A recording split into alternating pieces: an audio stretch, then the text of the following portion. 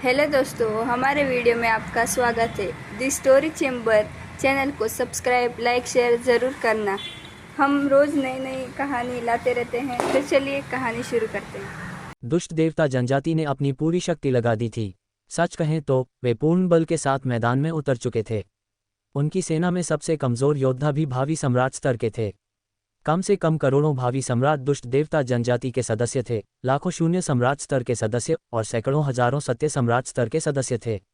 उनमें महासम्राट स्तर के योद्धाओं की संख्या भी 10,000 से अधिक थी। ये किस प्रकार की भयानक शक्ति थी!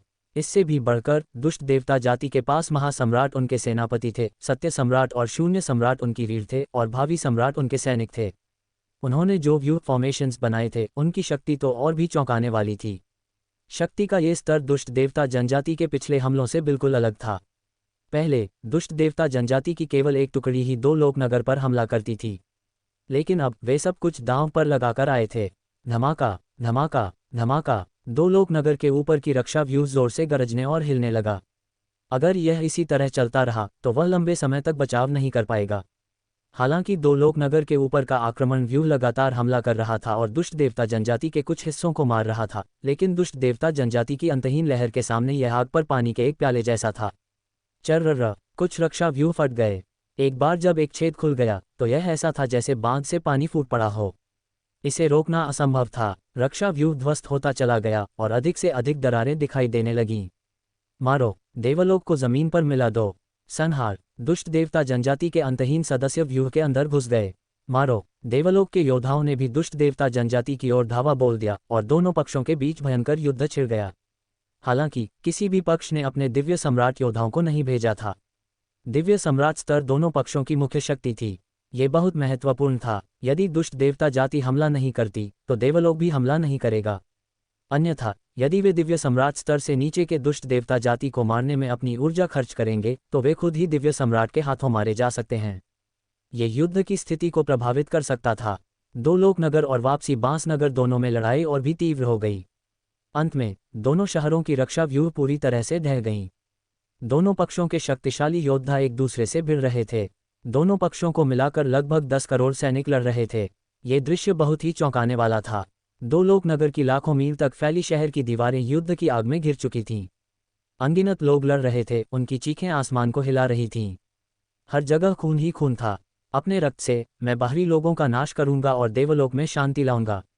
देवलोक के एक मध्यम आयु वर्ग के व्यक्ति ने लंबी गर्जना की।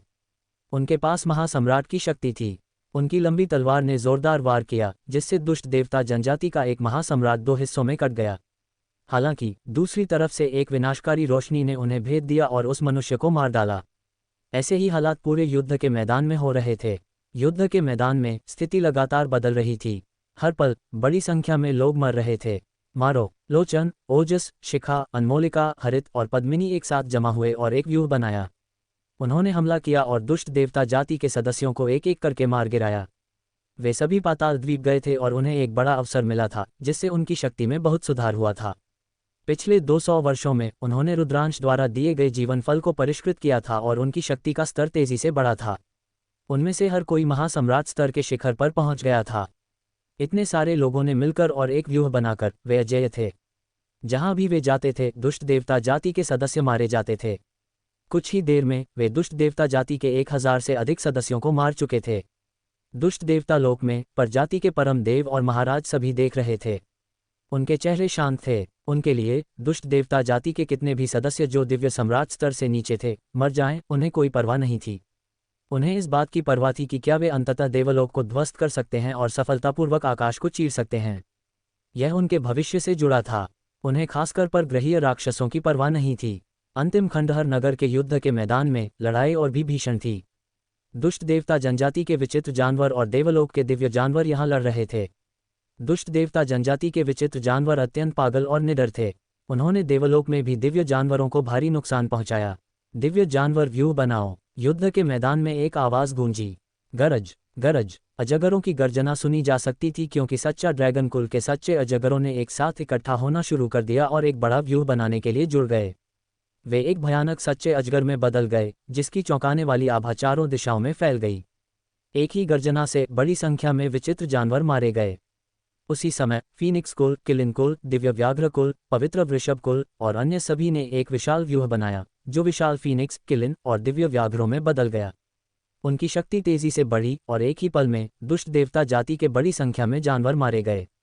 अंतिम खंडहर नगर के युद्ध के मैदान में महामूंछ जाति को भेजो। पर जाति के परम देव ने आदेश दिया। हाँ, किसी ने तुरंत खबर फैला दी। धमाका, धमाका, धमाका। वापसी बांस नगर के सामने धरती गरज उठी और विशालकाय जीव दुनिया के छोर पर दिखाई दिए। ये काले शल्कों से ढका एक अत्यंत विशाल जीव था। उसके शरीर पर कई विशाल स्पर्शक थे, जो एक ऑक्टोपस के स्पर्शकों की तरह दिखते थे। उनके माथे के बीच में एक तीसरी आंख भी थी। ये दुष्ट देवता जाति की महामूंछ जाति थी। ये प्राणी दुष्ट देवता जाति में अत्यंत दुर्लभ थे। हालांकि जब वे परिपक्व होते थे तो उनके शरीर आश्चर्यजनक रूप से विशाल होते थे। जब वे जमीन पर खड़े होते थे तो वे वास्तव में आकाश और पृथ्वी को सहारा देने में सक्षम होते थे। यदि रुद्रांश यहाँ होता तो वह निश्चित रूप से पहचान लेता कि यह वही प्रजाति है जो एक बार उनके मार्ग में अवरोधक बनी थी। धमाका, धमाका। महामूंछ जाति के सदस्य ने जमीन पर पैर पटका। उनके हर कदम पर जमीन फट जाती और दरारें पड़ जाती। एक भयानक आभा आकाश और पृथ्वी को ढक लेती, जो चारों दिशाओं में फैल जाती। महामूंछ जाति, सच्चा ड्रैगन कुल, किलिन कुल और फीनिक्स कुल ने एक विशाल व्यूह बनाया और लड़ना शुरू कर दिया। इसने अंतिम खंडहर नगर में लड़ाई को और भी तीव्र बना दिया। दो लोक नगर में दिव्य सम्राट हत्यारों को भेजो। पर जाति के परम देव ने आदेश दिया। हाँ, किसी ने तुरंत खबर फैला दी। दो लोक नगर के बाहर दुष्ट देवता जनजाति के 4 सशस्त्र सदस्य एक पल में गायब हो गए। वे दुष्ट देवता जनजाति के सदस्यों की भीड़ में मिल गए और देवलोक के योद्धाओं की ओर बढ़े।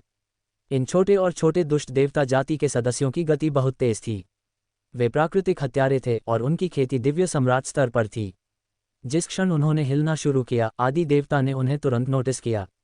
दिव्य सम्राट योद्धाओं को भेजो जो अपनी गति के लिए जाने जाते हैं, ताकि दुष्ट देवता जनजाति के हत्यारे कुल को रोका जा सके। आदि देवता ने आदेश दिया। खबर तुरंत युद्ध के मैदान में फैल गई। अब मेरी बारी है, चिरप चिरप। दो लोक नगर के पीछे देवलोक के दिव्य सम्राट थे और पंखुड़ी उनमें से थी। उसी क्षण पंखुड़ी उत्साह से चिल्लाए और एक पल में वह बाहर निकल गई। पंखुड़ी की गति अत्यंत तेज थी। जिस क्षण वह बाहर निकली, वह पहले ही युद्ध के मैदान में थी। जहां भी वह गुजरी, एक भयानक काल अंतर शक्ति दुष्ट देवता जनजाति के कुछ सदस्यों के शरीर को ढक लेती। इन दुष्ट देवता जनजाति के सदस्यों के शरीर तुरंत बूढ़े हो जाते और सिकुड़ जाते, अंत में कंकाल में बदल जाते, मानो उनका समय उनसे छीन लिया गया हो। हवा की सनसनाहट। अचानक तलवार की रोशनी फूट पड़ी। दुष्ट देवता जाति के एक छोटे 4 सशस्त्र सदस्य ने अपनी 4 तेज तलवारों को अत्यधिक गति से पंखुड़ी की ओर चलाया। उसी स्तर के विशेषज्ञ दुष्ट देवता जाति की गति को बनाए नहीं रख पाते। हालांकि वह पंखुड़ी से टकरा गई। मैंने तुम्हें पहले ही खोज लिया है, चिरपी। पंखुड़ी ने मुंह बनाया और एक पल में प्रतिद्वंद्वी के हमले से बच गई। फिर वह अचानक प्रतिद्वंद्वी के पीछे दिखाई दी और अपने हाथ के एक वार से उसने प्रतिद्वंद्वी का सिर धड़ से अलग कर दिया। दुष्ट देवता जनजाति के हत्यारे कुल के एक दिव्य सम्राट को आसानी से मारने के बाद उसका शरीर झिलमिलाया और वह हजारों मील दूर दिखाई दी। फिर उसने अपने हाथों को आगे बढ़ाया। उसके सामने के क्षेत्र में सब कुछ रुक गया था। देवलोक और दुष्ट देवता जनजाति के विशेषज्ञ जो लड़ाई के बीच में थे, हिलने से मना कर दिए गए थे। उसी समय एक आकृति अचानक मूल रूप से खाली शून्य में दिखाई दी। ये दुष्ट देवता जनजाति का एक 4 सशस्त्र सदस्य था। इस समय दुष्ट देवता जनजाति के सदस्य का चेहरा सदमे और आतंक से भरा था।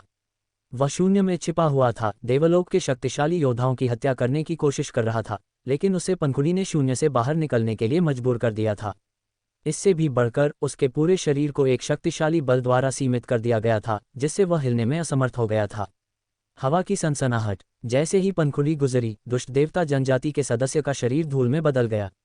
हवा की सनसनाहट, हवा की सनसनाहट, हवा की सनसनाहट। हालांकि अगले ही पल भयानक गति और शक्ति के साथ चारों दिशाओं से पंखुड़ी की ओर तेज रोशनी की एक श्रृंखला निकली। मुझे पीछे हटना होगा। भले ही पंखुड़ी तेजी से पीछे हट गई, लेकिन पीछे से भी एक भयानक तलवार उसकी ओर कट रही थी।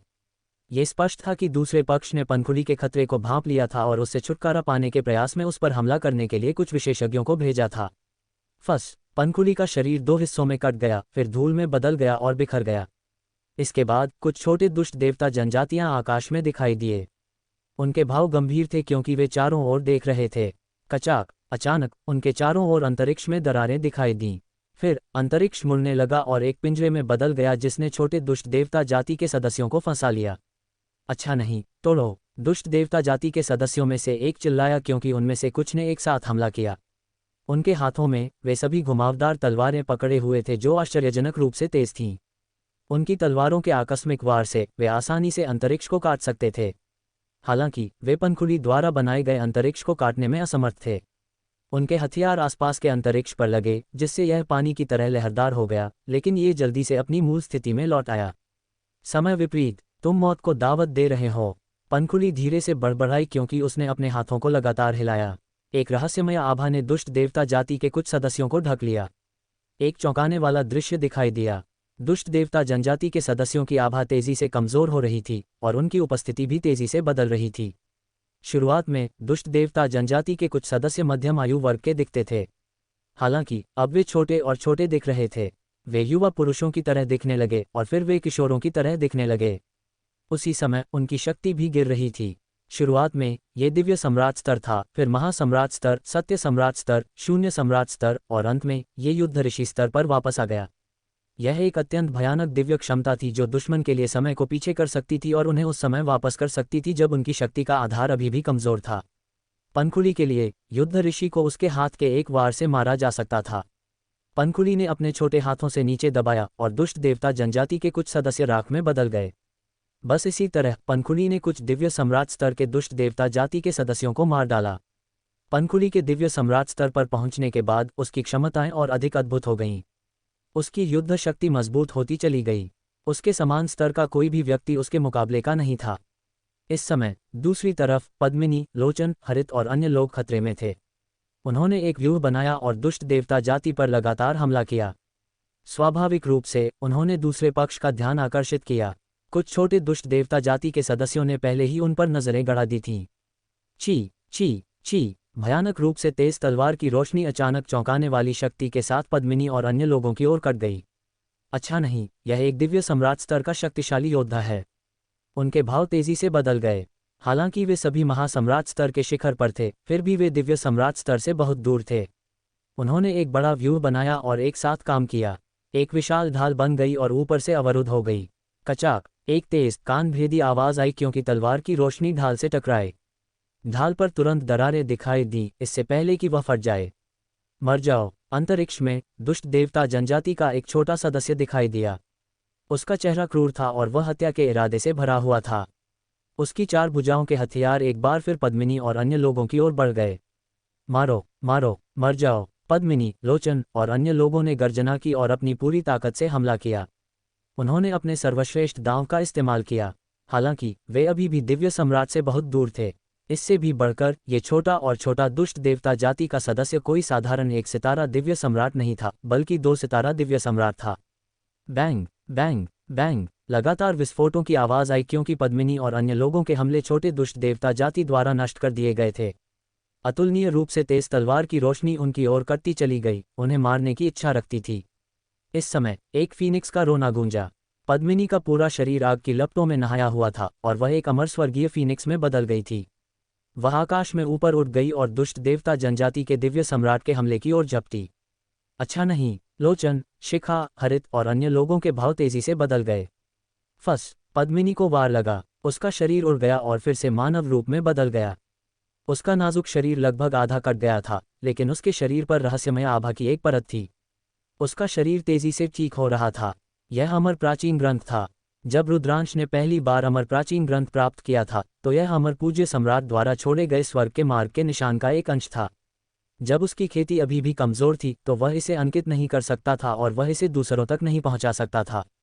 हालांकि जब रुद्रांश पाताल पर्वत से बाहर आया तो उसकी खेती का स्तर इतना ऊंचा था कि वह इसे अंकित कर सके।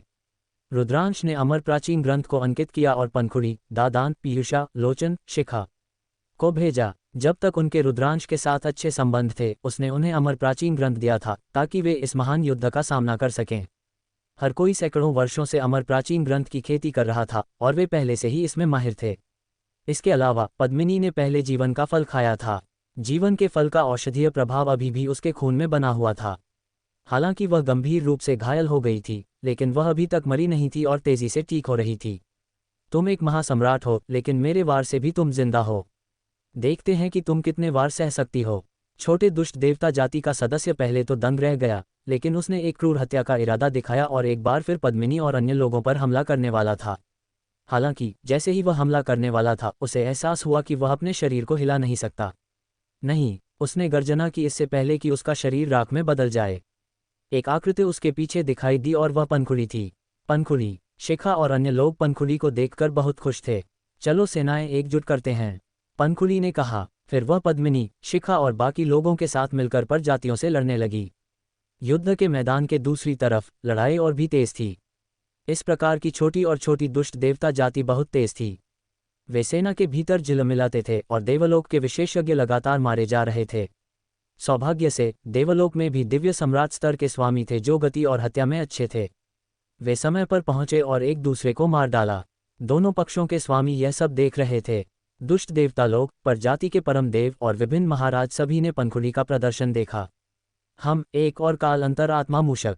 उस साल की लड़ाई में काल अंतरात्मा मूषक ने हमारी सेना को भारी नुकसान पहुंचाया था, प्रथम महाराज ने कहा। उसकी आवाज़ बर्फीली ठंडी थी।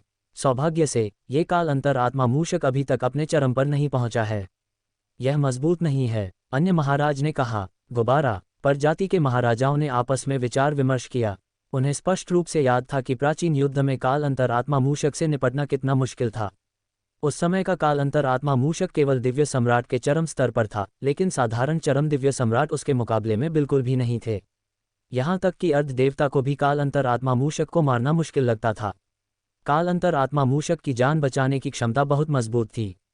उन्हें काल अंतरात्मा मूषक को मारने के लिए कुछ अर्ध देवताओं का उपयोग करना पड़ा था। उन्हें यह एहसास होने पर राहत मिली कि पनखुड़ी की शक्ति का आधार अभी तक चरम पर नहीं पहुंचा है। काल अंतरात्मा मूषक दुनिया की उन कुछ जातियों में से एक हैं जो बाहरी दुनिया से आती हैं। उनकी एक महान उत्पत्ति है और वे बहुत अद्भुत हैं। उन्होंने अपनी क्षमता का बिल्कुल भी उपयोग नहीं किया है, अन्यथा वे और भी भयानक होंगे। सभी दिव्य सम्राट स्तर के शक्तिशाली योद्धाओं को युद्ध के मैदान में भेजो।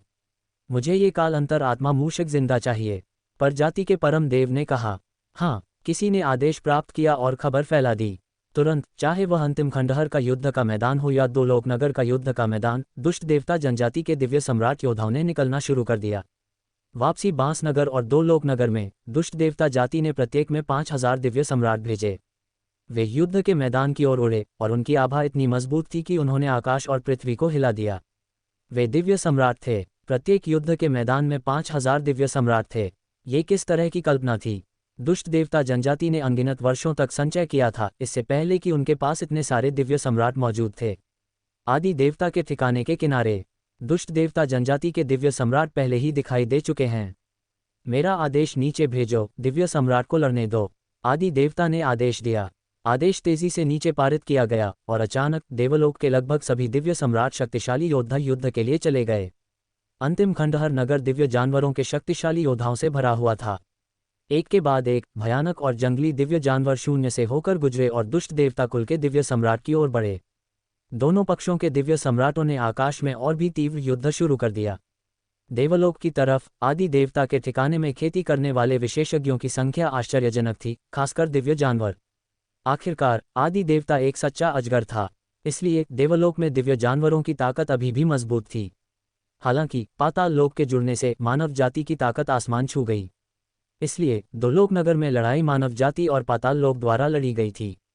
दो लोकनगर के युद्ध के मैदान में मानव जाति के सभी दिव्य सम्राटों ने भी लड़ाई में भाग लिया था। वे युद्ध के मैदान के ऊपर आकाश में दुष्ट देवता जाति के दिव्य सम्राट के साथ भयंकर रूप से लड़ रहे थे। लड़ाई इतनी तीव्र थी कि आकाश और पृथ्वी फट गए और सूर्य और चंद्रमा मंद हो गए। यह एक खूनी नरसंहार था। युद्ध का मैदान एक यातनागृह में बदल गया था। यह एक वास्तविक निर्णायक युद्ध था जो एक पक्ष के भाग्य का निर्धारण करेगा। कोई भी नर्म दिल नहीं होगा और कोई भी पीछे नहीं हटेगा। हर किसी का केवल एक ही लक्ष्य था और वह था अपने प्रतिद्वंद्वी को मारना। दिव्य सम्राट की सेना में कई परिचित चेहरे थे। दिव्य सम्राट स्थिर, 6 ऋषि, दिव्य गुरु, आर्केन शरीर योद्धा, इंद्रधनुष, क्षितिज और इसी तरह। मारो, एक सफेद बालों वाले बुजुर्ग ने दहाड़ लगाए। वह एक लंबे दुष्ट देवता से लड़ते हुए खून से लथपथ था। अगर रुद्रांश यहाँ होता तो वह निश्चित रूप से बुजुर्ग को पहचानता। वह लान परिवार का मुखिया था, एक 4 सितारा दिव्य सम्राट। हालांकि दुष्ट देवता जाति के सदस्य जिससे वह लड़ रहा था, उसकी खेती का आधार कमजोर नहीं था। वे दोनों लड़ते हुए खून में नहाए हुए थे और उन्होंने सैकड़ों चालों का आदान प्रदान किया। अंत में लान परिवार के बूढ़े पूर्वज ने एक ही हथेली के वार से दुष्ट देवता जाति के सदस्य का सिर कुचल दिया।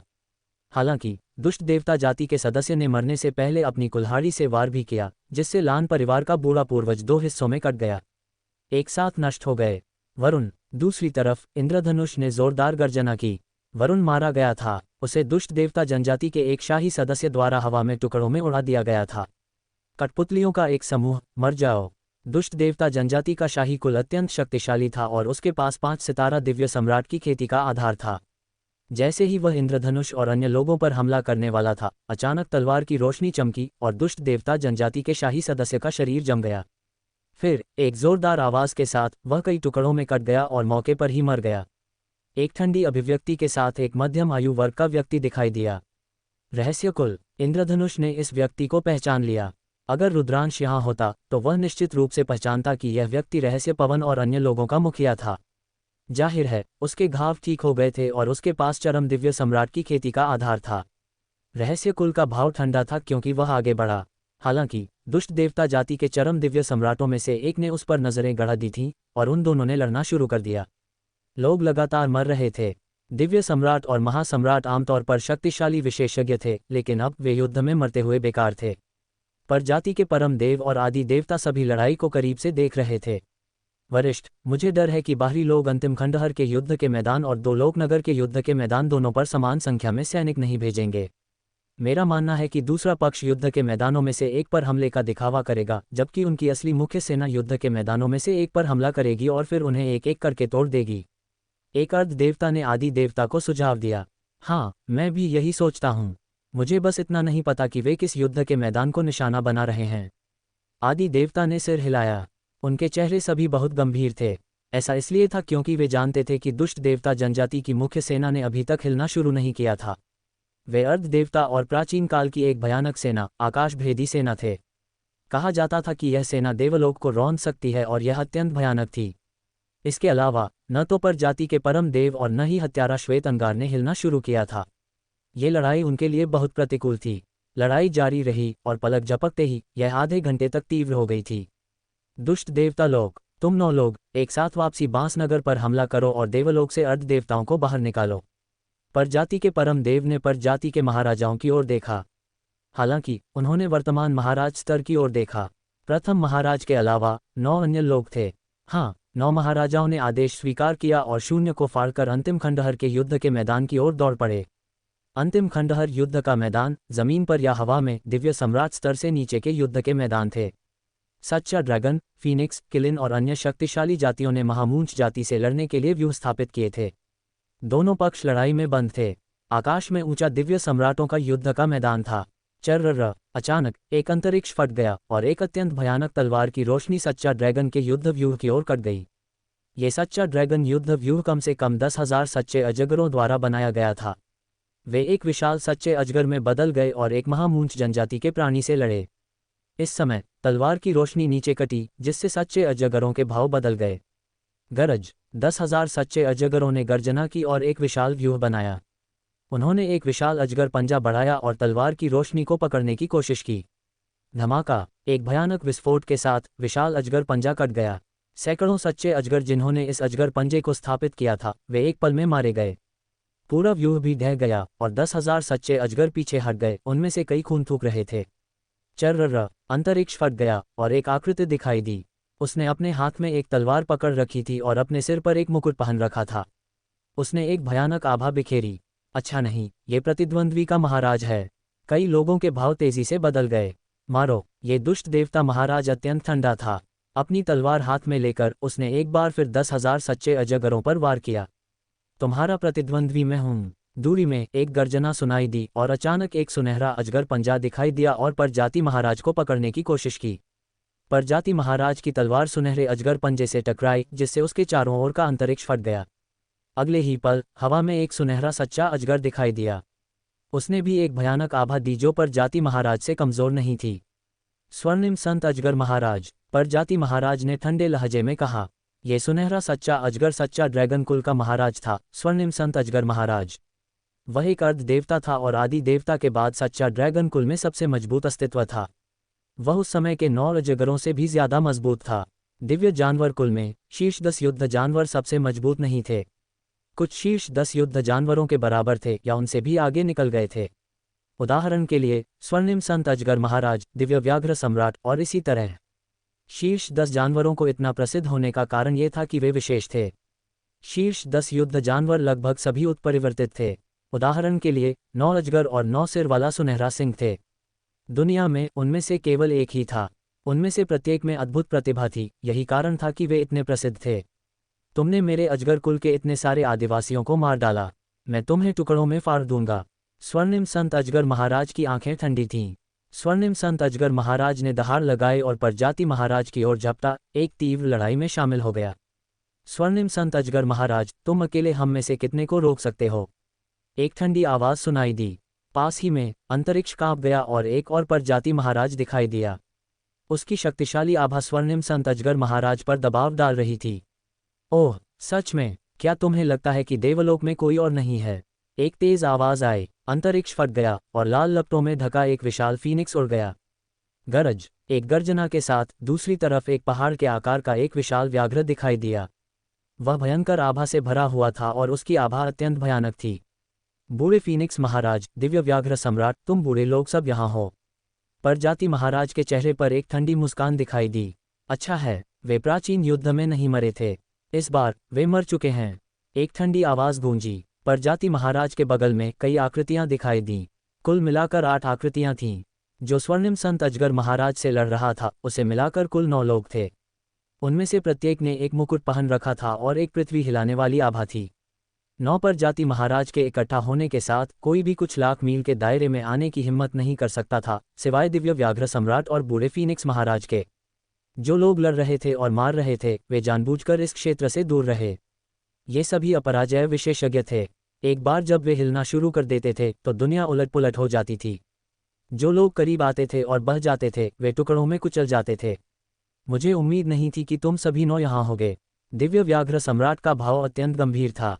क्या देवलोक में तुम सिर्फ 3 ही हो? मैं तुम्हें आज खत्म कर दूंगा। प्रजाति महाराजाओं में से एक सबसे ज्यादा बेचैन था और तुरंत बूढ़े फीनिक्स महाराज की ओर बढ़ा। इसके बाद दूसरे प्रजाति महाराज ने भी अपनी चाल चली और दिव्य व्याघ्र सम्राट से लड़ा। हालांकि अभी भी 6 अन्य महाराज मौजूद थे। हे, ऐसा लगता है कि देवलोक के वे लोग अभी तक नहीं आए हैं। फिर मैं पहले इन 3 जानवरों का ख्याल रखूंगा और उन्हें मेरे साथ पीने के लिए वापस लाऊंगा। एक लंबा प्रजाति महाराज अपने बैंगनी बालों को हवा में उड़ाते हुए बाहर निकला और एक भयानक चाल के साथ दिव्य व्याघ्र शाही गुरु पर हमला किया। वह दिव्य व्याघ्र सम्राट से पहले निपटने के लिए दूसरे प्रजाति महाराज के साथ टीम बनाना चाहता था।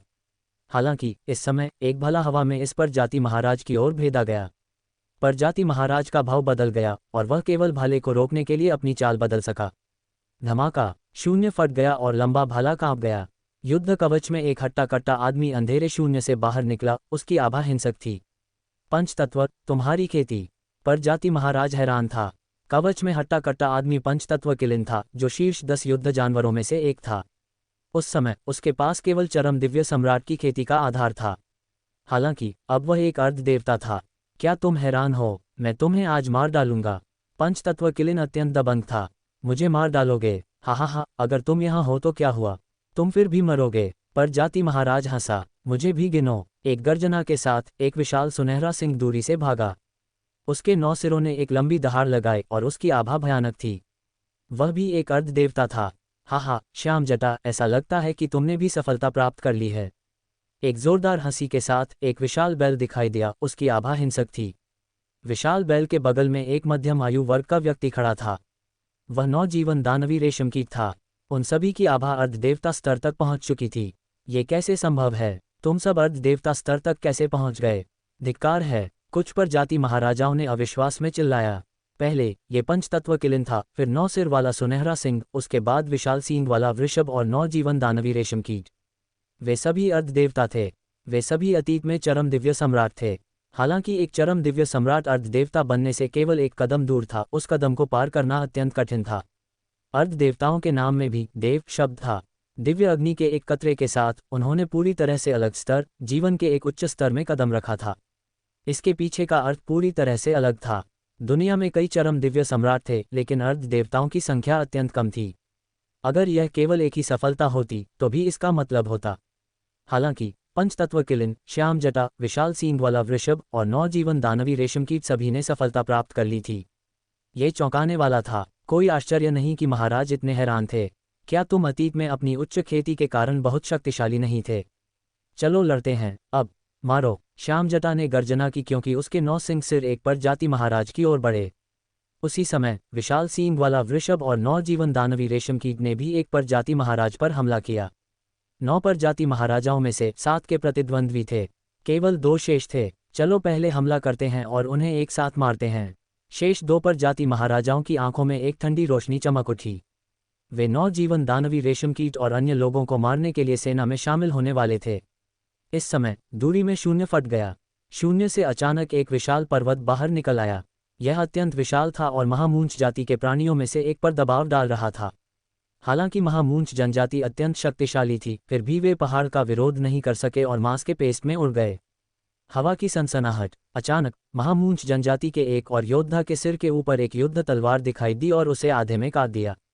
पलक झपकते ही महामूंछ जनजाति के 2 शक्तिशाली सदस्य मारे जा चुके थे। वहां कौन है? वहां से चुपके से हमला कौन कर रहा है? तुम मौत को दावत दे रहे हो। दोनों महाराज गुस्से में थे। महामूंछ जाति युद्ध का एक शक्तिशाली हथियार थी। उनमें से प्रत्येक अत्यंत शक्तिशाली था, लेकिन वे संख्या में कम थे। अब जब उनमें से 2 मारे गए थे तो पर जाति महाराज का दिल खून बह रहा था। धमाका धमाका, दोनों ने एक ही समय में हमला किया। उन्होंने 2 बड़े हाथ फैलाए और 2 हथियारों की दिशा में विस्फोट किया। वहां का शून्य सीधे टूट गया था। भनभनाहट भनभनाहट, दोनों हथियार कांप गए और गायब हो गए। अगले ही पल महामूंछ जनजाति के एक और सदस्य के सिर के ऊपर एक युद्ध कृपाण दिखाई दिया। एक वार से उसने दूसरे महामूंछ जनजाति के सदस्य को मार डाला। धिक्कार है, तुम मौत को दावत दे रहे हो। पर जाति के दोनों महाराज गुस्से में थे। वे बाहर भागे और एक साथ हमला किया। क्षेत्र पूरी तरह से नष्ट हो गया था और अंतरिक्ष टुकड़ों में उड़ गया था। अरे, तुमने इस स्वामी को डरा दिया। अंधेरे शून्य में एक 17 या 18 साल का युवक, जो एक दाववादी वस्त्र पहने हुए था, चिल्ला रहा था और कूद रहा था, पर जाति महाराजाओं के हमलों से बच रहा था। अगर ये दादान नहीं था तो और कौन हो सकता था? Yummy face. अखंड भूमि के युद्ध क्षेत्र में संसार का दिव्य कछुआ, तुम अपनी मृत्यु को न्योता दे रही हो।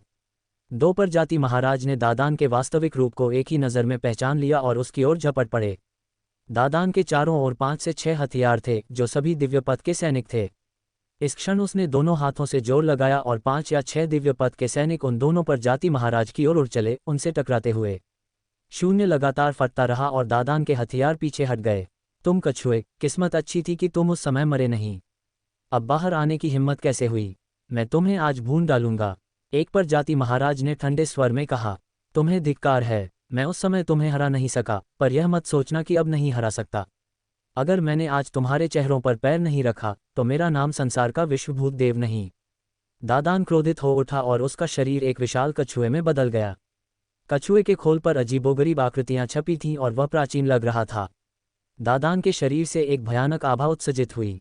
अर्धदेवता, ये कैसे संभव है? तुमने भी सीमा पार कर ली है। एक पर जाति महाराज ने अविश्वास में चिल्लाया। यह क्या हो रहा था? बाकी बचे शीर्ष 10 युद्ध पशुओं ने भी अर्धदेवता क्षेत्र में प्रवेश कर लिया था। ये कैसे संभव था? मारो, मैं तुम्हें मार डालूंगा। दादान जोर से हंसा। उसका शरीर अतुलनीय रूप से विशाल था, लेकिन उसकी गति चौंकाने वाली थी। उसके 2 कछुए के पंजे नीचे की ओर झपटे और अंतहीन प्रतीक हवा में भर गए, एक भयानक हमला बनाने के लिए आपस में गुंथ गए। तो क्या हुआ अगर तुम सीमा पार कर गए? तुम फिर भी मरोगे। दोनों पर जाति महाराज ने क्रूर अभिव्यक्ति दिखाए और एक ही समय में दादान पर हमला किया। वे उसे मिलकर मारना चाहते थे। धमाका धमाका, एक भयानक विस्फोट हुआ और शून्य फट गया।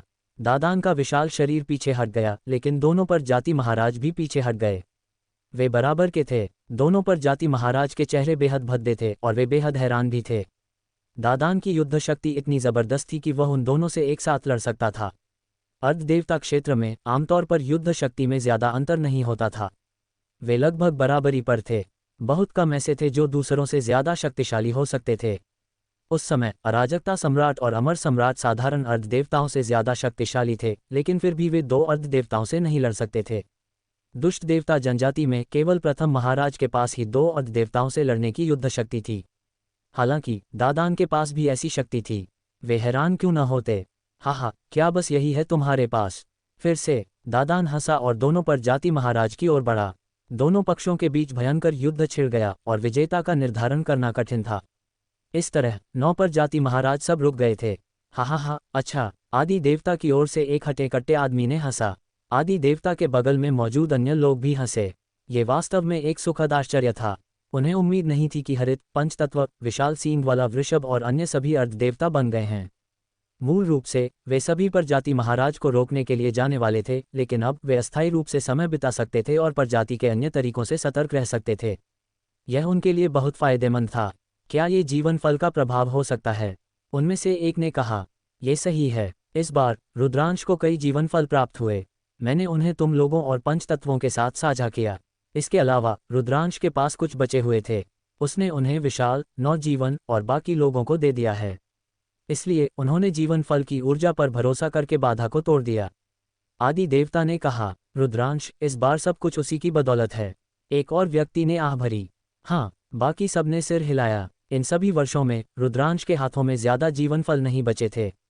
उसने लगभग सभी बांट दिए थे। हालांकि सभी समझते थे कि नवजीवन दानवी रेशमकीट, हरित और अन्य लोग अपनी चौंकाने वाली प्रतिभा के कारण सीमा पार करने में सक्षम थे। उन्होंने कई वर्षों से पर्याप्त संचय भी किया था, इसलिए वे जीवन फल की मदद से एक ही बार में सीमा पार कर सके। अगर कोई अन्य चरम दिव्य सम्राट होता तो वे जीवन फल के साथ भी सीमा पार नहीं कर पाते। हालांकि ये देवलोक के लिए निश्चित रूप से एक सुखद आश्चर्य था। दूसरी ओर दुष्ट देवता जनजाति में स्थिति इसके ठीक विपरीत थी। प्रजाति परम देव के बगल में प्रथम महाराज और पुराने महाराज सबके चेहरे काले पड़ गए थे। ये कैसे संभव है? शीर्ष 10 युद्ध पशु सभी अर्धदेवता स्तर पर कैसे पहुंच सकते हैं? प्रथम महाराज चिल्लाया। वह वास्तव में समझ नहीं पा रहा था। उसकी तो क्या कहें, प्रजाति परम देव भी इसे समझ नहीं पा रहे थे। उन्हें कोई अंदाजा नहीं था कि रुद्रांश ने पाताल द्वीप के स्वामी की विरासत और बड़ी संख्या में जीवन फल प्राप्त किए थे। इसलिए अब उनका चेहरा बेहद उदास था। उनकी योजना बाधित हो गई थी। उनकी मूल योजना 9 पर जाति महाराज का उपयोग अंतिम खंडहर नगर के युद्ध क्षेत्र पर हमला करने के लिए करना और देवलोक से अर्ध देवताओं को बाहर निकालना था। उसके बाद वे इन पुराने महाराजों को अपनी पूरी ताकत से 2 लोक नगर के युद्ध क्षेत्र पर हमला करने के लिए भेज सकते थे। वे एक ही झटके में 2 लोक नगर को तोड़ सकते थे और तेचिंग स्वर्ग क्षेत्र में घुसकर उसे मिट्टी में मिला सकते थे। लेकिन अब ये योजना काम नहीं करेगी। गगन भेदी सेना को तैयार होने के लिए कहो। साथ ही तुम सब मिलकर हमला करो और 2 लोक नगर पर हमला करो। प्रजाति परम देव ने निर्देश दिया। जी। प्रथम महाराज और अन्य पुराने महाराज सभी ने सिर हिलाया। उनकी आंखों में ठंडक भरी थी जब उन्होंने अंतरिक्ष को चीर दिया। जैसे ही वे आगे बढ़े, आदि देवता ने उन्हें खोज लिया। प्रजाति के वे बूढ़े लोग आगे बढ़ने वाले हैं। अब ये तुम लोगों पर निर्भर करता है। आदि देवता ने अपने बगल के लोगों से कहा, हम जान लगाकर लड़ेंगे। आदि देवता के बगल में 10 से ज्यादा लोग थे। वे ऐसे विशेषज्ञ थे जिन्हें देवलोक ने अनगिनत वर्षों में जमा किया था। उनमें न केवल वे थे जिन्होंने नियमावली प्रणाली की खेती की थी, बल्कि वे भी थे जिन्होंने आदिम मार्शल आर्ट, आदिम राक्षसी मार्ग और आदिम शरीर संवर्धन मार्ग की खेती की थी। और कैद दमन क्षेत्र के विशेषज्ञ भी थे। वे सभी अर्ध देवता थे। उन्होंने अंतरिक्ष को चीर दिया और अगले ही पल 2 लोक नगर के युद्ध क्षेत्र पर दिखाई दिए। चीर। उनके सामने थोड़ी दूरी पर अंतरिक्ष एक के बाद एक फटा और 1 दर्जन से ज्यादा आकृतियां दिखाई दीं। ये प्रथम महाराज और उसके समूह के लोग थे। दोनों पक्षों की निगाहें टकराईं, जिससे शानदार चिंगारियां निकलीं। ये तुम बूढ़े लोग हो। तुम में से कई प्राचीन युद्ध में घायल हो गए थे। क्या तुम्हें लगता है कि तुम हमें रोक पाओगे? प्रथम महाराज ने ठंडे स्वर में कहा। कोशिश करो और तुम्हें पता चल जाएगा। देवलोक के एक बोरे के कपड़ों में लिपटे बूढ़े ने कहा। तुम झांसा दे रहे हो। चलो कोशिश करते हैं। हमला करो। प्रथम महाराज सीधे देवलोक के विशेषज्ञों की ओर झपटा। देवलोक की ओर से भी लोग आगे बढ़े और दुष्ट देवता जाति की ओर बढ़े। धमाका, धमाका, एक जोरदार धमाका गूंजा क्योंकि दोनों पक्ष टकराए, जिससे लगातार विस्फोट हुए। प्रथम महाराज बेहद शक्तिशाली था और उसकी युद्ध शक्ति अन्य अर्ध देवताओं से कहीं ज्यादा थी। हालांकि उसके भी दुश्मन थे। देवलोक की ओर से भी ऐसे अस्तित्व थे जिनकी युद्ध शक्ति उससे कम नहीं थी। सम्राट विद्रोह, तुम्हारी जड़ उस समय घायल हो गई थी। तुम अपनी चरम अवस्था में कैसे ठीक हो सकते हो? प्रथम महाराज दहाड़ा। उसका प्रतिद्वंद्वी एक मध्यम आयु वर्ग का व्यक्ति था जिसकी काया लंबी और सीधी थी। मध्यम आयु वर्ग के व्यक्ति को सम्राट विद्रोह के नाम से जाना जाता था।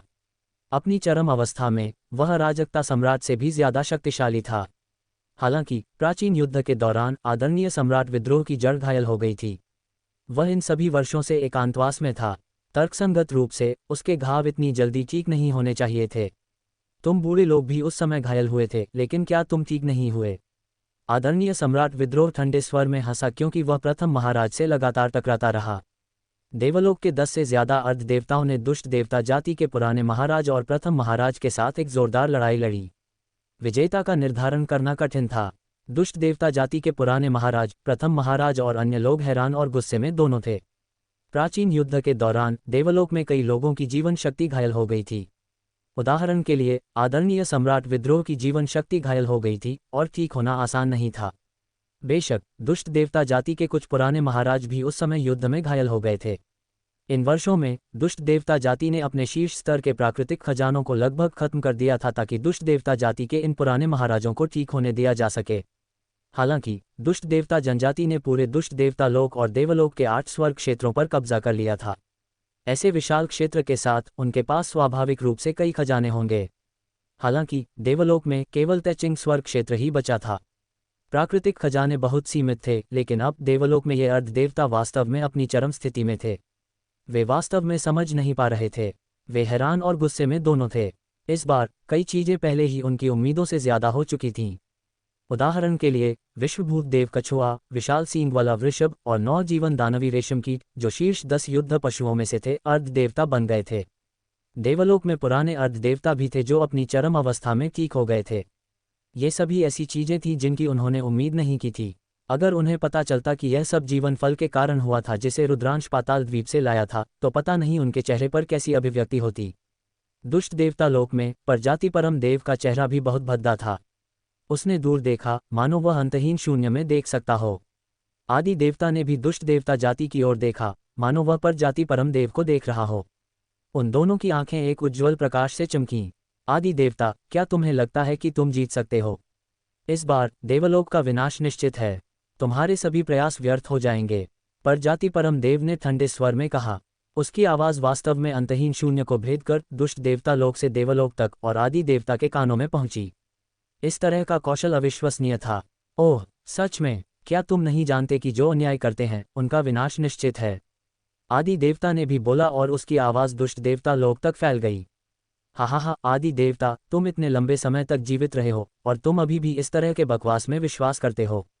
हास्यास्पद, हास्यास्पद, प्रजाति परम देव ने ताना मारा। वह दूर से आदि देवता का सामना कर रहा था और युद्ध क्षेत्र पर सब कुछ नियंत्रित कर रहा था। अंतिम खंडहर नगर के युद्ध क्षेत्र और 2 लोक नगर के युद्ध क्षेत्र पर लड़ाई बेहद भयंकर थी। कहा जा सकता है कि दोनों पक्ष पूरी ताकत से बाहर आए थे और थोड़े समय में विजेता का निर्धारण करना कठिन था। ये लड़ाई पूरे 7 दिनों तक चली। इस युद्ध क्षेत्र पर दोनों पक्षों के अनगिनत योद्धा पहले ही गिर चुके थे। अनगिनत भावी सम्राट, शून्य सम्राट, सत्य सम्राट और महासम्राट मारे गए या घायल हुए। यहाँ तक कि कई दिव्य सम्राट स्तर के योद्धा भी युद्ध में मारे गए थे। 2 लोक नगर के युद्ध क्षेत्र पर पद्मिनी, लोचन और अन्य लोग खून से लथपथ थे। उनके शरीर पर घाव दिखाई दिए और वे भयानक लग रहे थे। उन्होंने 7 दिनों तक लड़ाई लड़ी थी, लेकिन वे अभी भी जीवित थे। ये सब अमर प्राचीन ग्रंथ की खेती और जीवन फल के सेवन के कारण था कि वे टिके रहे, नहीं तो वे मर गए होते। मारो, मारो, वे दहाड़ते रहे और खून से सनी आंखों से दुष्ट देवता जाति की ओर बढ़ते रहे। पिछले कुछ दिनों में उन्होंने अनगिनत देवलोक के विशेषज्ञों को युद्ध में मरते देखा था। उनमें से कुछ ऐसे लोग थे जिन्हें वे जानते थे, लेकिन अब वे हमेशा के लिए इस धरती पर रहेंगे। अब इस संकट को हल करने का एकमात्र तरीका था कि उन सभी को मार दिया जाए। लगभग समय हो गया है, प्रजाति परम देव ने बड़बड़ाया। फिर उसने अपना हाथ हिलाया और एक ध्वनि प्रेषण जैद ताबीज बाहर उड़ गया। कुछ ही देर बाद एक भयानक सेना निकल पड़ी जो 2 लोक नगर के युद्ध क्षेत्र की ओर बढ़ रही थी। दुष्ट देवता जनजाति की गगनभेदी सेना आखिरकार बाहर आ गई थी। देवलोक में दूर मौजूद आदि देवता को भी इसका आभास हुआ। मुझे उम्मीद है कि इसे रोका जा सकेगा, आदि देवता ने बड़बड़ाया और फिर एक और खबर भेजी। 2 लोक नगर के युद्ध क्षेत्र पर हर कोई लड़ रहा था। अचानक दूर से एक बहरा कर देने वाली दहाड़ आई और फिर सभी ने एक काले बादल को अपनी ओर बढ़ते देखा। 1 लाख सैनिकों की सेना दिखाई दी। हालांकि यह युद्ध क्षेत्र पर लाखों सैनिकों की तुलना में कुछ भी नहीं था, फिर भी यह एक विशाल सेना थी। हालांकि इससे निकलने वाली आभा भयानक थी और इसने सभी को डर से कांपने पर मजबूर कर दिया। मारो, मारो, गगनभेदी सेना दहाड़ उठी, क्योंकि 1 लाख की सेना बाढ़ की तरह युद्ध क्षेत्र की ओर उमड़ पड़ी। उनके ठंडे हत्या के इरादे ने किसी के लिए भी सांस लेना मुश्किल कर दिया। ये गगनभेदी सेना है, चलो हटते हैं। दुष्ट देवता जाति के सदस्यों ने इस पौराणिक सेना को पहचान लिया और तुरंत किनारे हट गए, गगन भेदी सेना के लिए रास्ता बना दिया। गगन भेदी सेना ने सीधे देवलोक की सेना पर हमला किया। फूश फूश, गगन भेदी सेना से 1,00,000 हमले फूट पड़े और देवलोक की सेना की ओर दौड़ पड़े। अचानक देवलोक की सेना के योद्धा एक एक करके मारे गए और हजारों लोग एक ही पल में मर गए। यह क्या हो रहा है? यह इतना भयानक है। देवलोक की सेना चौंक गई। मारो! गगन भेदी सेना बहुत शक्तिशाली थी। जहां भी वे गुजरे उन्होंने सब कुछ नष्ट कर दिया, जैसे सूखी घास तोड़ना और सड़ी हुई लकड़ी को तोड़ना, जिससे अनगिनत मौतें और चोटें आईं।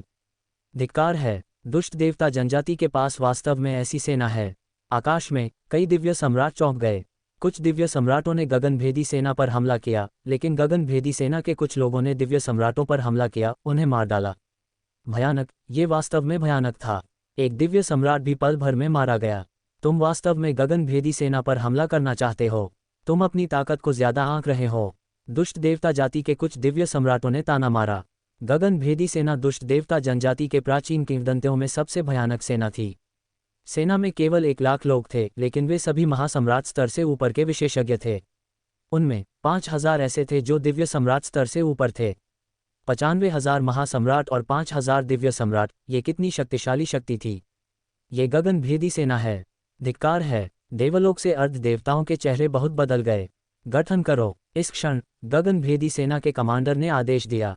तुरंत गगन भेदी सेना के 1,00,000 सैनिकों ने एक बड़ी सरनी बनाना शुरू कर दिया। उनमें से कुछ हवा में उड़ गए जबकि अन्य जमीन पर उतर गए। उन्हें एक अजीब गठन में व्यवस्थित किया गया था और उनकी आभाएं एक दूसरे से गुंथी हुई थीं। उनकी शक्तियां आपस में मिल गईं और स्वर्ग और पृथ्वी के बीच एक अतुलनीय रूप से विशालकाय दानव प्रकट हुआ। दानव इतना विशाल था कि वह महामूंछ जाति से कई गुना बड़ा था। गगन भेदी सेना के 1,00,000 सैनिकों में से कुछ दानव के सिर पर थे, जबकि अन्य अंगों पर थे। गगन भेदी सेना की शक्ति को इकट्ठा करके इस दानव का निर्माण किया गया था। धमाका! ये दानव बाहर निकला, आकाश और सूर्य को ढांकते हुए, और देवलोक की सेना की ओर लपका। अच्छा नहीं हुआ। लोचन, पद्मिनी और अन्य लोग दानव के पैर की सीमा के भीतर थे। दबाव बहुत भयानक और असहनीय था।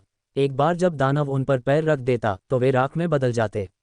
क्या हम यहाँ मरने वाले हैं? लोचन, पद्मिनी और अन्य लोगों के मन में यह विचार आए बिना नहीं रहा। हालांकि इस क्षण अचानक उनके शरीर पर पारदर्शी बुलबुले दिखाई दिए और उन्हें घेर लिया। फिर उनके शरीर कांप उठे और वे गायब हो गए। धमाका! दानव का पैर नीचे गिरा और हजारों देवलोक के योद्धा राख में बदल गए। 1,00,000 मील दूर लोचन और अन्य लोग दिखाई दिए, उनके चेहरे पीले पड़ गए थे। दिल, पद्मिनी, लोचन और अन्य लोगों ने दूर कुचले गए देवलोक के योद्धा को देखा और उनके चेहरे फीके पड़ गए। अगर वे वहां होते तो शायद वे भी मारे जाते। पनखुड़ी, तुमने हमें फिर बचा लिया। उन्होंने पनखुड़ी नामक छोटी लड़की को देखा। यह अद्भुत है। मैं उस शक्ति से लगभग रुक गई थी और तुम्हें बचा नहीं पाए।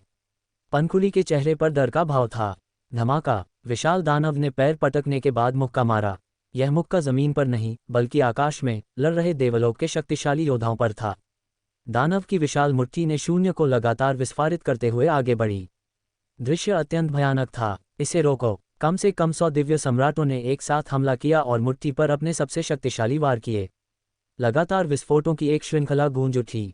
हालांकि दिव्य सम्राटों के हमले पूरी तरह से बेकार थे। वे एक ही मौके से आतिशबाजी की तरह बिखर गए। दिव्य सम्राट दहशत में पीछे हट गए और उनमें से दर्जनों तो मौके पर ही फटकर मर गए। भयानक! ये बहुत भयानक था। धिक्कार है! देवलोक के अर्ध देवता क्रोधित थे। वे बाहर निकलकर गगन भेदी सेना को रोकना चाहते थे, लेकिन दुष्ट देवता जाति के अर्ध देवताओं ने उन्हें रोक रखा था। अंत में 2 अर्ध देवताओं ने अपने प्रतिद्वंद्वियों को पूरी शक्ति से झटक दिया और गगन भेदी सेना की ओर बढ़े। मारो! दोनों अर्ध देवताओं ने पूरी ताकत से हमला किया और 2 वार किए। एक लंबा भाला आकाश को भेदता हुआ गगन भेदी सेना द्वारा बनाए गए दानव की ओर बढ़ा। इसके अलावा एक युद्ध तलवार भी थी जिसने आकाश को आलोकित किया और स्वर्ग और पृथ्वी को 2 हिस्सों में बांट दिया। एक अर्ध देवता का हमला स्वर्ग को हिला देने वाला था। धमाका! धमाका! दानव बहुत सीधा था। उसने दोनों अर्ध देवताओं के हमलों पर 2 मुक्के मारे। स्वर्ग और पृथ्वी के बीच एक भयानक विस्फोट हुआ। भाला और तलवार जोर से हिले और फिर हवा में उछल गए। देवलोक के दोनों अर्ध देवता भी पीछे हट गए। उनके चेहरे पीले थे और उनके मुंह के कोनों से खून बह रहा था। शक्तिशाली! वह बहुत शक्तिशाली था। गगन भेदी सेना का युद्ध गठन अविश्वसनीय रूप से शक्तिशाली था। 2 अर्ध देवताओं को एक ही वार में पीछे हटने पर मजबूर कर दिया गया और वे बुरी तरह घायल हो गए। सिर्फ तुम दोनों, क्या तुम गगन भेदी सेना का मुकाबला करना चाहते हो? तुम अपनी क्षमताओं को ज्यादा आंक रहे हो। दुष्ट देवता जाति के एक अर्ध देवता ने ठंडी हंसी हंसते हुए देवलोक के अर्ध देवता को रोक दिया। वे अच्छी तरह जानते थे कि गगनभेदी सेना में भी अर्ध देवता थे। अर्ध देवता, चरम दिव्य सम्राट, 6 सितारा दिव्य सम्राट, 5 सितारा दिव्य सम्राट, सभी स्तरों के विशेषज्ञ थे और उन्होंने एक बड़ा गठन किया था। वे बस बहुत शक्तिशाली थे और एक या दो अर्ध देवता उनका मुकाबला नहीं कर सकते थे। हालांकि वे देवलोक के सभी अर्ध देवताओं को गगनभेदी सेना को रोकने नहीं देंगे। धमाका! दानव देवलोक के शक्तिशाली योद्धाओं का शिकार जारी रखने वाला था। इस क्षण दूर 1 दर्जन से ज्यादा सफेद बालों वाले वृद्ध पुरुष दिखाई दिए। वे तेजी से गगनभेदी सेना के पास पहुंचे। दमन करो! 1 दर्जन से ज्यादा सफेद बालों वाले वृद्ध पुरुषों ने एक साथ चिल्लाया, अत्यंत शक्तिशाली आभाएं जारी की। उन वृद्धों में सबसे कमजोर भी चरम दिव्य सम्राट था और उनमें एक अर्ध देवता भी था। वे सभी कैद दमन क्षेत्र के वृद्ध थे। फिर उनके शरीर चमक उठे और उनके शरीरों से 9 शिला पट्टिकाएं उड़ गईं। कैद दमन शिला पट्टिका। 9 कैद दमन शिला पट्टिकाएं थीं, एक मुख्य पट्टिका और 8 सहायक पट्टिकाएं। जैसे ही 9 कैद दमन शिला पट्टिकाएं उड़ीं, वे पहाड़ों से बड़ी हो गईं। 9 कैद दमन शिला पट्टिकाओं ने कैद दमन गठन बनाया और गगनभेदी सेना के दानव पर दबाव डाला। दानव ने भी कैद दमन शिला पट्टिका पर एक मुक्का मारा। धमाका! एक भयानक धमाके के साथ कैद दमन शिला पट्टिका कांप उठी और पीछे हट गई। हालांकि गगनभेदी सेना द्वारा बनाया गया दानव भी कांप उठा और पीछे हट गया। वह रुक गया। कैद दमन शिला पट्टिका ने दानव को रोक दिया और दोनों पक्ष बराबरी पर थे। देवलोक की सेना बेहद उत्साहित थी और उनका मनोबल बहुत बढ़ गया। कैद दमन शिला पट्टिका, धिक्कार है! दुष्ट देवता जाति के पुराने महाराज, प्रथम महाराज और अन्य लोग भी क्रोधित थे। 9 अखंड कैद दमन शिला पट्टिकाओं ने चौंकाने वाली शक्ति के साथ विस्फोट किया और गगनभेदी सेना को रोक दिया। गर्जना! दानव ने दहाड़ लगाए और जमीन पर पैर पटका, दोनों मुट्ठियों से मुक्का मारा। दमन करो! कैद दमन क्षेत्र के 1 दर्जन से ज्यादा वृद्धों ने मिलकर कैद दमन स्मारक को नियंत्रित किया और गगनभेदी सेना को दबाना जारी रखा। दोनों पक्ष टकराते रहे और धमाके होते रहे। पूरा इलाका हिल रहा था। दोनों पक्ष तनाव की स्थिति में थे और विजेता का निर्धारण करना कठिन था। परम देव, अब देखते हैं तुम्हारे पास और क्या चालें हैं। आदि देवता की आवाज पर जाति परम देव के कानों तक पहुंची। पर जाति परम देव का चेहरा भद्दा हो गया और एक ठंडी रोशनी चमकी। आदि देवता, क्या तुम अपने रक्त हृदय को भूल गए हो? भले ही बाकी सब रुक गए हों, तो क्या? एक बार जब तुम्हारा रक्त हृदय बाहर आएगा तो तुम्हारे सभी प्रयास व्यर्थ हो जाएंगे। पर जाति परम देव ने ताना मारा। आदि देवता का चेहरा गंभीर हो गया। उन्हें सबसे ज्यादा चिंता रक्त हृदय परम देव की थी। रक्त हृदय परम देव अभी तक प्रकट नहीं हुए थे।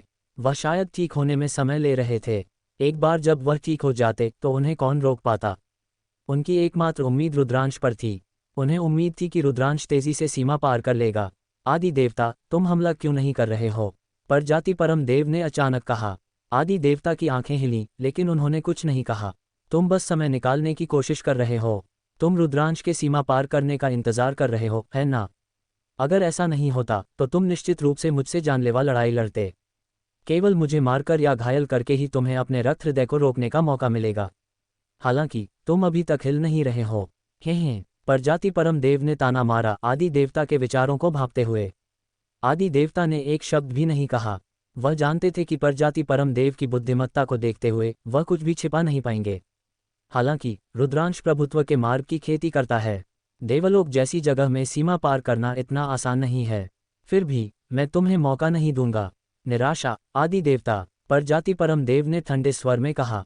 इसके साथ ही वह शून्य में गायब हो गया और सीधे देवलोक की ओर बढ़ा। गर्जना! आदि देवता ने एक ड्रैगन दहाड़ लगाए और तुरंत अपने असली रूप में बदल गए। वह एक विशाल सच्चा ड्रैगन बन गए और शून्य को चीरते हुए परजाति परम देव की ओर बढ़ गए। धमाका! वे दोनों शाश्वत अंधेरे शून्य में टकराए, जिससे भयानक सदमे की लहरें उठीं। सौभाग्य से वे दोनों अंधेरे शून्य में टकराए। अगर वे बाहर होते तो यह वास्तव में विनाशकारी होता। मारो! आदि देवता दहाड़े और अपनी पूरी शक्ति का इस्तेमाल किया। उनका विशाल शरीर मुड़ा और वह चौंकाने वाली गति से परजाति परम देव पर टूट पड़े। परजाति परम देव लंबा और हट्टा कट्टा था। उसके सुनहरे बाल हवा में उड़ रहे थे और उसकी 3 आंखें खुलती और बंद होती थीं। आदि देवता से लड़ते हुए वह बिल्कुल भी कमजोर नहीं था। प्राचीन काल में वे जीवन मरण की लड़ाई लड़ चुके थे। वह लड़ाई अत्यंत क्रूर थी और उन दोनों ने अपनी जीवन शक्ति को घायल कर दिया था।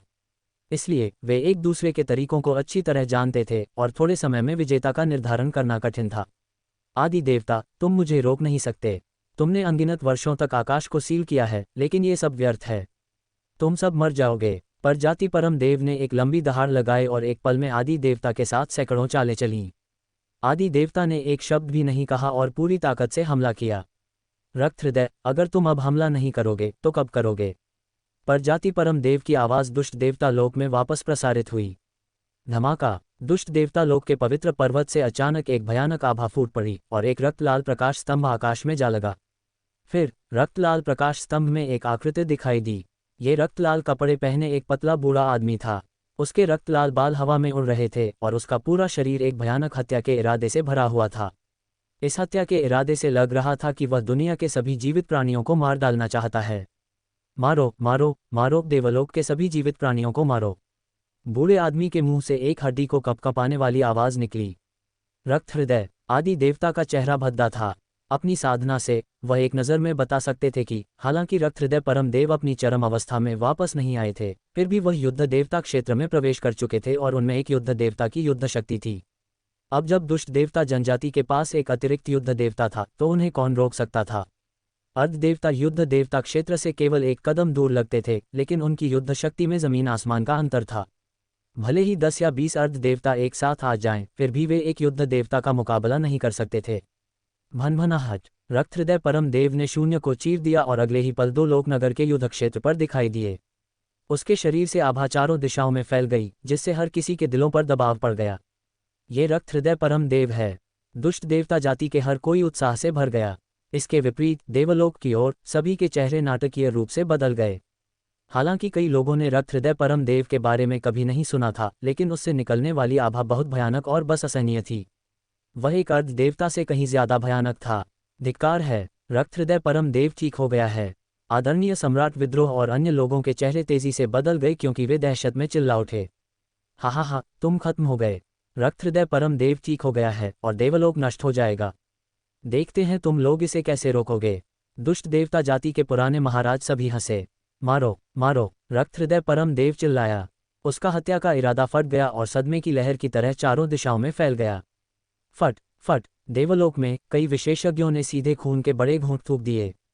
कुछ लोग खून का घूंट थूकने के बाद सीधे गिर गए, बिना किसी सांस के निशान के। मारो मारो मारो! उनमें से कुछ पागल हो गए थे। वे पागलपन में दहाड़े और उनकी आंखें लाल हो गईं क्योंकि वे अपने बगल के साथियों पर हमला कर रहे थे। हालांकि दुष्ट देवता जाति के लोग पूरी तरह से ठीक थे। रक्त हृदय परम देव ने केवल एक दहाड़ लगाई थी और अभी तक हमला भी नहीं किया था, लेकिन देवलोक को पहले ही भारी नुकसान हो चुका था। कई लोगों का मनोबल कम था और उन्होंने भयभीत अभिव्यक्तियां प्रकट कीं। कुछ तो पीछे हटना भी शुरू हो गए। बड़ी संख्या में देवलोक के प्राणियों को मारने के बाद रक्त हृदय परम देव ने एक गहरी सांस ली। अंतहीन रक्त ऊर्जा उसके मुंह में समा गई और उसका हत्या का इरादा और भी मजबूत हो गया। उसने अपनी रक्तलाल आंखों से चारों ओर देखा और फिर उसकी आंखें कैद दमन शिला पट्टिका पर पड़ीं। कैद दमन के बूढ़े प्रेत, इस बार मैं तुम्हारे द्वारा छोड़ी गई कैद दमन शिला पट्टिका को पूरी तरह से नष्ट करने जा रहा हूं। तुम्हारे वंशज सभी मर जाएंगे और मेरा पोषण बन जाएंगे। एक ठंडी, कान छेदने वाली आवाज गूंज उठी। उस समय रक्त हृदय परम देव और कैद दमन संरक्षक एक साथ लड़े थे और मारे गए थे। हालांकि रक्त हृदय परम देव ने अंतिम अवसर का लाभ उठाया और अपनी रक्त रेखा का एक अंश एक इंसान के शरीर में भेज दिया। उसने इसे छिपा दिया था और एक दिन फिर से जागृत होने की योजना बनाई थी। हालांकि कैद दमन संरक्षक ने उसके इरादे को भांप लिया था। उसने कैद दमन शिला पट्टिका की आत्मा को उस इंसान के शरीर में जाने दिया और छिप गया। ये जानना मुश्किल नहीं था कि वह इंसान रुद्रांश का पूर्वज था, प्राचीन काल का एक पूर्वज। लंबे समय के बाद कैद दमन शिला पट्टिका की रक्त रेखा और रक्त हृदय परम देव की रक्त रेखा दोनों रुद्रांश के शरीर में जागृत हो गई थीं। हालांकि कैद दमन शिला पट्टिका अभी भी उसे दबा रही थी, जिससे वह रुद्रांश को निगलने और उसे बदलने से रोक रही थी। इसलिए जिस व्यक्ति से रक्त हृदय परम देव सबसे ज्यादा नफरत करता था, वह कैद दमन संरक्षक था। कैद दमन शिला पट्टिका को देखकर उसे कैसा महसूस हुआ होगा, यह कोई भी कल्पना कर सकता है। मारो! रक्त हृदय परम देव कैद दमन शिला पट्टिका की ओर दौड़ा। उसका हाथ एक विशाल हथेली में बदल गया और उसने कैद दमन शिला पट्टिका की ओर थप्पड़ मारा। धमाका! 9 कैद दमन शिला पट्टिकाएं जोर से हिलीं और पीछे फेंक दी गईं। कैद दमन क्षेत्र के वृद्ध कांप उठे और पीछे धकेल दिए गए, खून थूकते हुए। हालांकि रक्त हृदय परम देव पूरी तरह से ठीक नहीं हुआ था, लेकिन उसने एक युद्ध देवता की ताकत हासिल कर ली थी और उसकी युद्ध शक्ति गगनभेदी सेना के दानव से भी ज्यादा थी। उसने एक ही चाल में कैद दमन क्षेत्र के 1 दर्जन से ज्यादा वृद्धों को घायल कर दिया था। पहले हमले के बाद रक्तहृदय परम देव ने एक और हमला किया।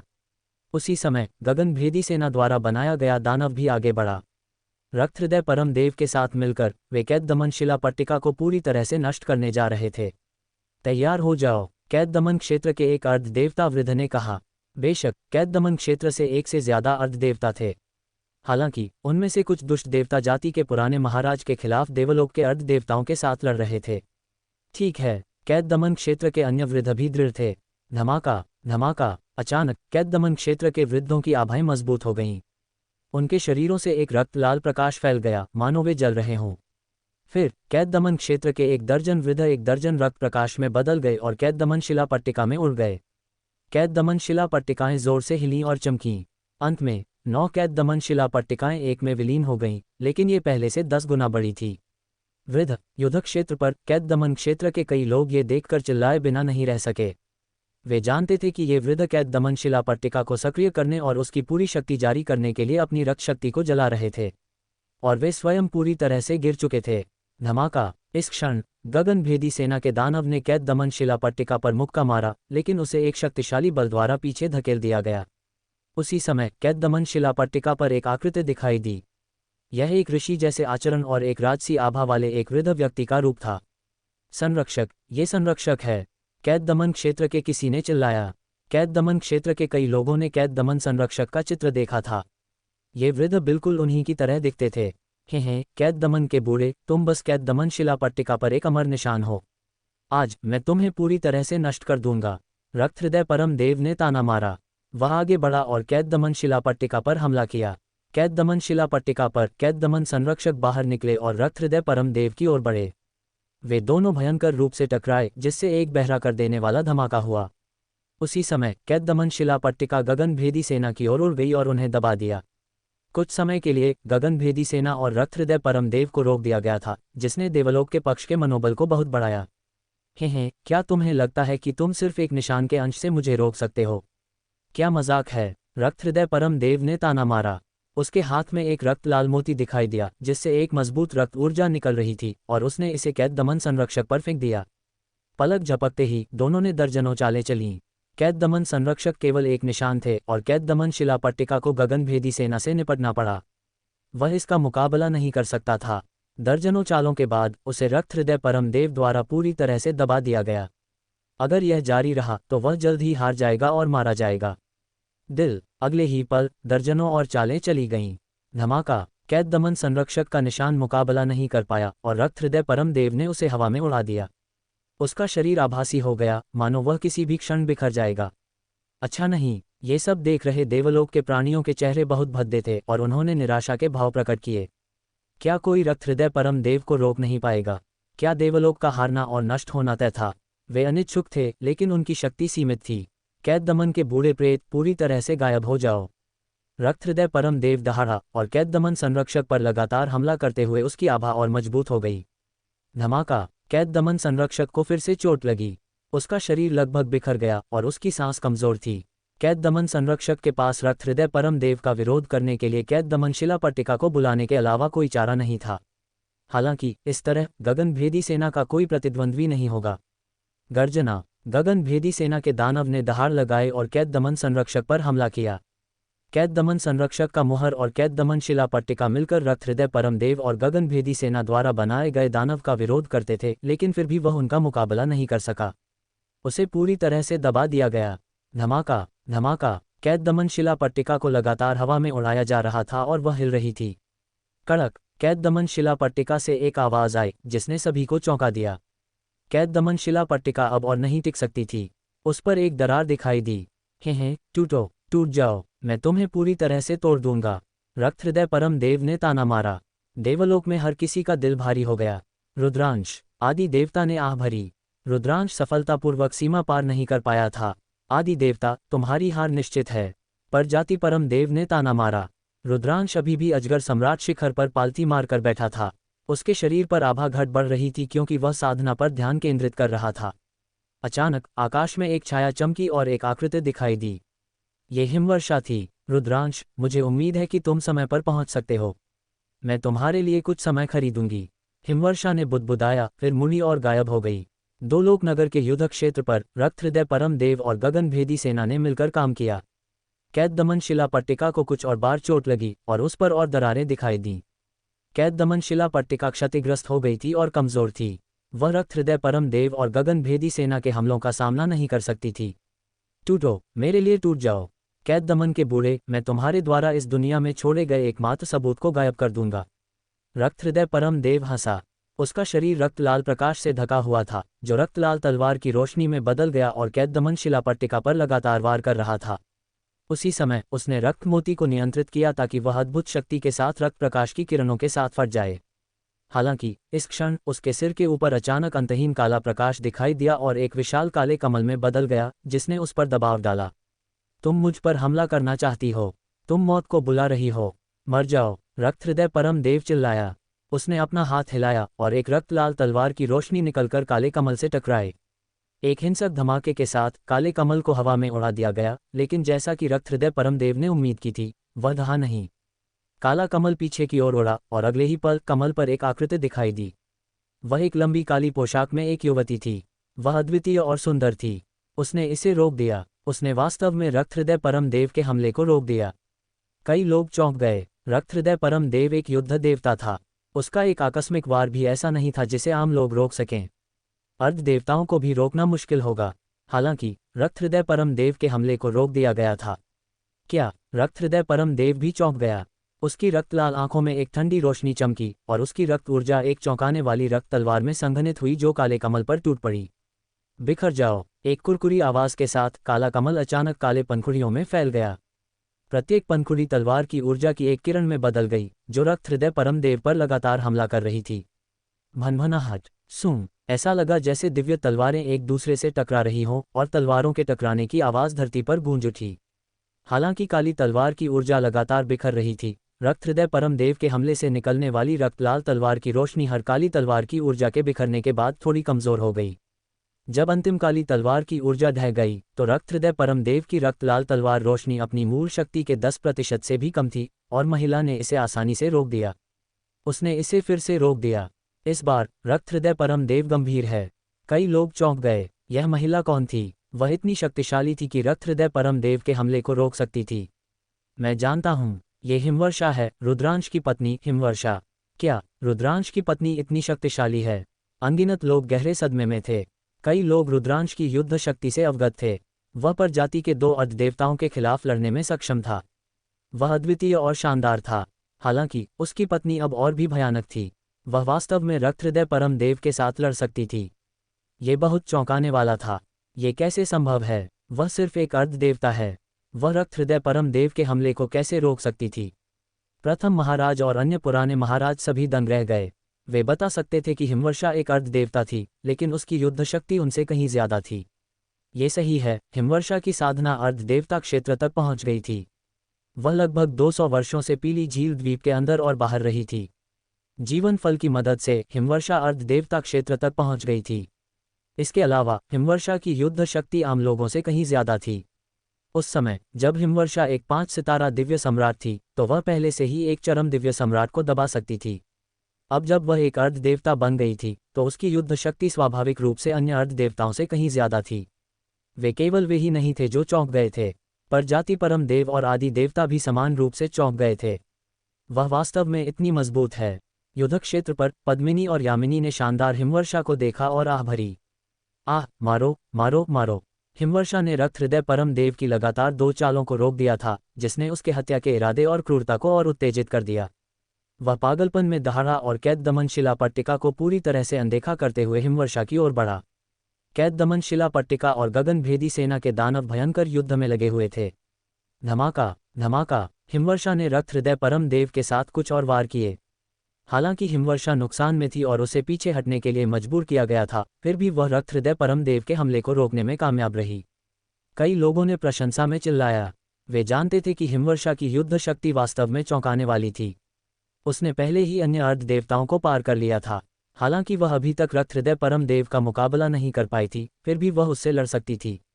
कोई भी अन्य अर्ध देवता रक्त हृदय परम देव द्वारा तुरंत मारा गया होता। मर जाओ। रक्त हृदय परम देव और भी पागल हो गया। उसने अपने हाथ में रक्त लाल मोती फेंक दिया। ये रक्तलाल मोती स्वर्ग मार्ग सैनिकों को पार करने वाला एक हथियार था। इसे रक्त हृदय परम देव द्वारा नियंत्रित किया गया था और इसकी शक्ति भयानक थी। तोड़ो, हिमवर्षा चिल्लाई जैसे उसने अपनी उंगलियों से एक मुहर बनाई। उसके चारों ओर अनगिनत काले कमल दिखाई दिए। ये काले कमल तलवार की ऊर्जा में बदल गए और रक्त हृदय परम देव पर टूट पड़े। रक्त हृदय परम देव का मोती पहाड़ जितना बड़ा था और यह भयानक शक्ति के साथ रक्तलाल प्रकाश उत्सर्जित कर रहा था। हिमवर्षा ने रक्त हृदय परम देव के खिलाफ लड़ने के लिए अनगिनत कमल तलवार की ऊर्जा को संघनित किया, लेकिन फिर भी वह उसका मुकाबला नहीं कर पाए। कमल तलवार की ऊर्जा नष्ट हो गई और एक रक्तलाल प्रकाश लगभग हिमवर्षा से टकरा गया, जिससे उसे पीछे हटने के लिए मजबूर होना पड़ा। तुम कौन हो? तुम इस दुनिया से नहीं हो। रक्त हृदय परम देव ने हिमवर्षा को घूर कर देखा। उसकी रक्तलाल आंखों में सदमा झलक रहा था। जैसे ही उसने अपनी चाल चली, वह महसूस कर सकता था कि हिमवर्षा की साधना तकनीक और उसके द्वारा नियंत्रित शक्ति इस दुनिया से नहीं थी। तुम्हें ये जानने का कोई अधिकार नहीं है कि मैं कौन हूँ, हिमवर्षा ने ठंडे स्वर में कहा। तुम कोई भी हो, अगर मैं तुम्हें इस दुनिया में मार दूं तो कोई नहीं जान पाएगा। मारो। रक्त हृदय परम देव के चारों ओर रक्तलाल प्रकाश और भी तीव्र हो गया। रक्तलाल प्रकाश रक्तलाल मोती में प्रवेश कर गया, जिससे वह हिंसक रूप से हिलने लगा। गर्जना, गर्जना। रक्तलाल मोती से अचानक एक जबरदस्त दहाड़ आए। फिर रक्तलाल मोती से एक विशाल दानव बाहर निकला। ये दुष्ट दानव रक्तलाल शल्कों से ढका हुआ था। इसका मुंह चौड़ा था और नुकीले दांत थे और इसका हत्या का इरादा आसमान तक बढ़ गया था। इसकी पीठ पर रक्तलाल पंखों की एक जोड़ी थी जो फैलने पर आकाश को ढक लेती थी। मारो। दानव दहाड़ा और हिमवर्षा पर हमला किया। रसातल से दानव, वे सिर्फ घटिया दानव हैं, हिमवर्षा ने ठंडे स्वर में कहा। उसके चारों ओर एक ठंडी तलवार की रोशनी दिखाई दी और रक्तलाल दानव पर हमला किया। गर्जना। दानव दहाड़ा और अपने पंखों को फड़फड़ाया। हवा का एक झोंका हिमवर्षा की ओर बढ़ा। दूसरी ओर रक्त हृदय परम देव ने भी हमला किया। एक रक्तलाल तलवार की रोशनी बनी और हिमवर्षा पर टूट पड़ी। दोनों तरफ से हमलों का सामना करते हुए हिमवर्षा और भी असुरक्षित थी। उसकी तलवार की रोशनी तेजी से नष्ट हो गई। धमाका। रक्त हृदय परम देव की रक्तलाल तलवार की रोशनी हिमवर्षा पर टूट पड़ी।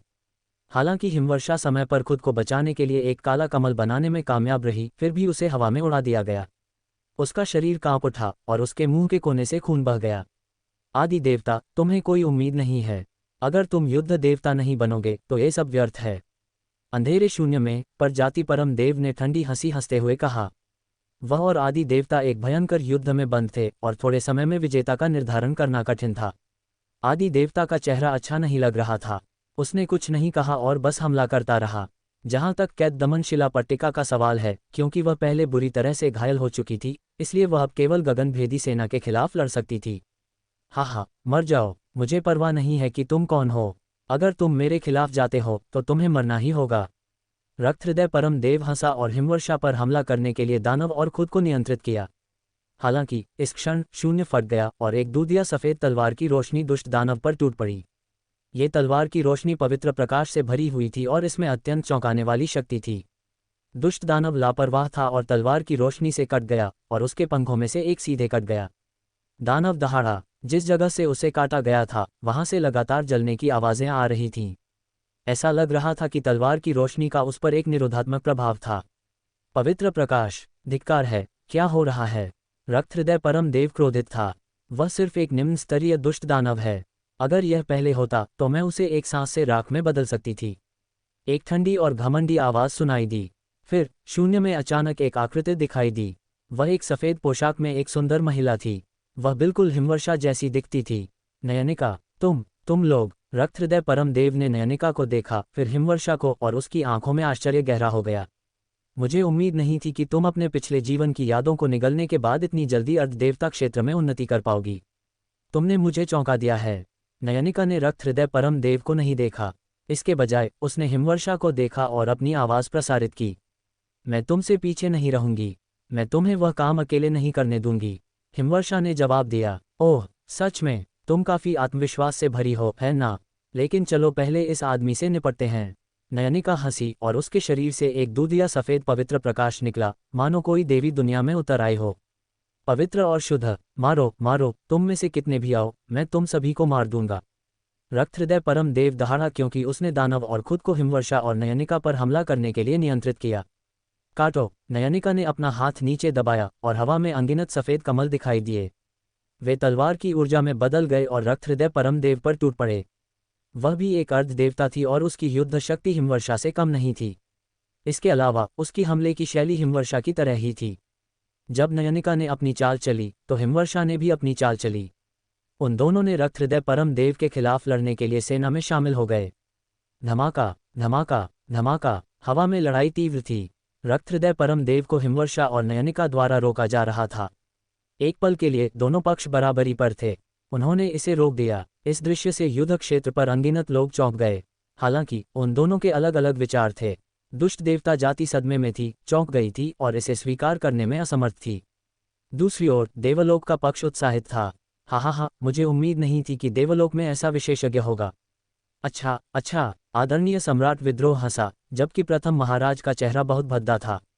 हिमवर्षा और नयनिका आम अर्ध देवताओं की तुलना में कहीं ज्यादा शक्तिशाली थे और वे एक साथ रक्त हृदय परम देव का विरोध करने में सक्षम थे।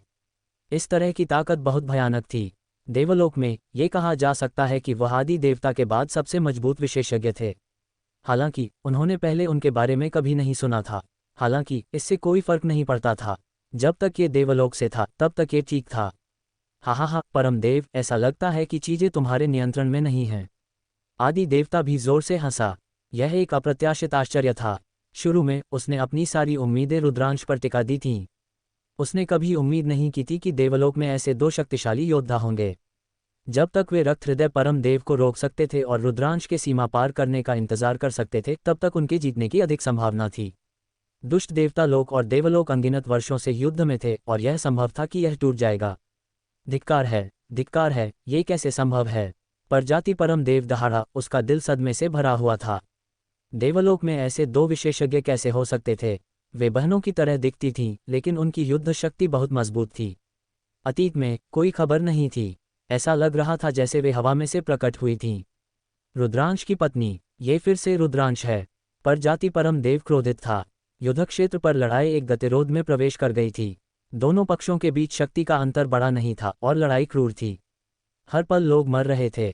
पाताल गर्त के युद्ध क्षेत्र पर विशाल सींग वाला वृषभ और अन्य लोग प्रजाति राजाओं से लड़ रहे थे, लेकिन विजेता का निर्धारण करना कठिन था। दमन करो, मैं दमन करूंगा। इस स्वामी के लिए दमन करो। दादान अपने असली रूप में बदल गया और वह अत्यंत विशाल था। अनगिनत प्रतीक हवा को भर रहे थे और उसकी युद्ध शक्ति चौंकाने वाली थी। वह अकेले दो प्रजाति राजाओं से लड़ी और वह बिल्कुल भी नुकसान में नहीं थी। वास्तव में उसे थोड़ा फायदा भी था।